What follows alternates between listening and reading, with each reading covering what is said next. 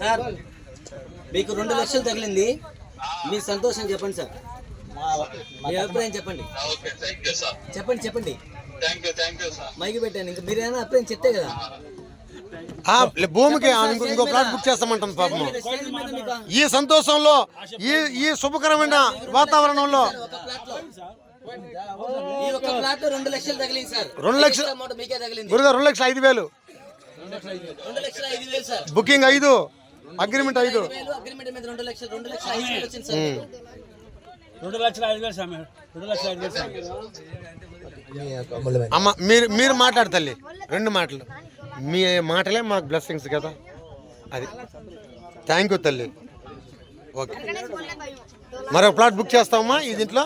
Right.